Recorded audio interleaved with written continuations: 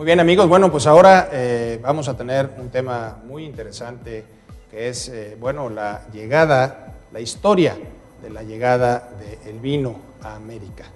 Esto resulta particularmente interesante o de gran interés para todos los amantes del vino, porque esto nos da una perspectiva y un panorama en el tiempo, en el correr del tiempo, de la evolución por el que ha ido corriendo, transformándose, evolucionando el vino en América, desde, por supuesto, desde México hasta la Patagonia.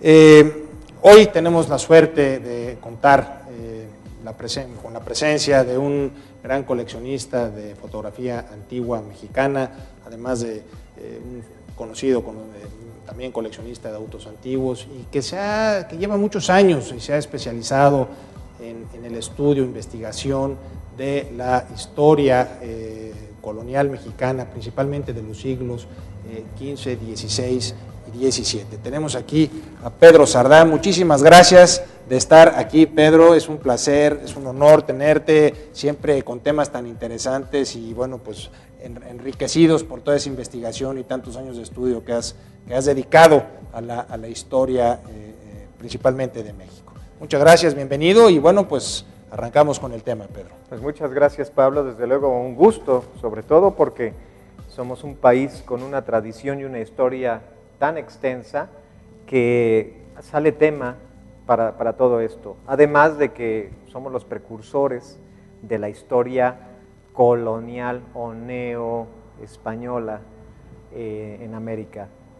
Pues mira, efectivamente hay un tema muy interesante porque desde los principios de los viajes de los europeos a América tenemos ya indicios de transporte, de comercio y de consumo de vinos, sobre todo españoles, en México. Tenemos datos muy interesantes, por ejemplo, pues que son vinos traídos de la zona de Galicia y que son se trajeron 2 toneles básicamente en uno de los barcos con Colón, que además suscitó unas riñas y unas dificultades con toda la gente que venía en estos barcos, motivo por el cual Cristóbal Colón decidió básicamente castigarlos y quitó estos 2 barriles de la disposición de la tripulación para poder tener control de los mismos, ¿no? Parece muy interesante porque desde luego estamos hablando de una bebida embotellada, ¿sí? Una bebida que no te va a hacer daño, cosa que no podías saber de las fuentes de agua que fueras encontrando al viajar. Así es. Era parte de tu equipaje, incluso te ayudaba a digerir mejor los alimentos que fueras encontrando durante tus expediciones.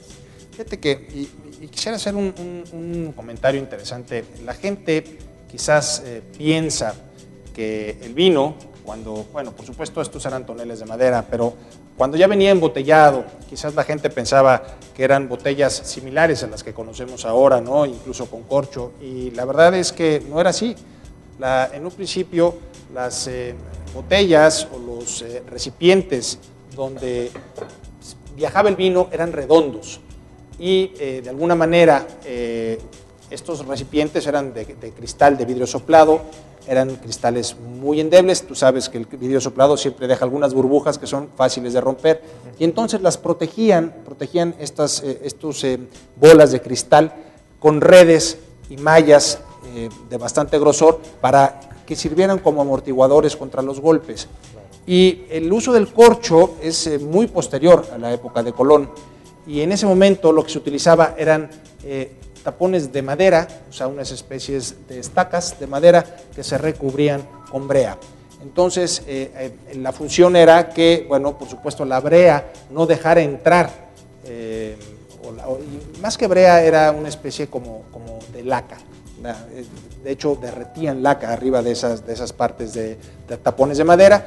Esa laca después se rompía y se extraía el tapón, pero la laca servía de manera de un aislante que no permitiera que el vino entrara en contacto con el oxígeno y de esa manera se oxidara. Esas fueron las primeras formas en las que empezó a viajar el vino y llegó en vidrio a América. No tenía la forma, digo, posteriormente ya después el vino fue evolucionando y bueno, el uso del corcho fue un descubrimiento muy importante. Pero bueno, esos son los primeros orígenes y las famosas botas de cuero, que también durante muchos años siguieron manejándose de España a México para transportar.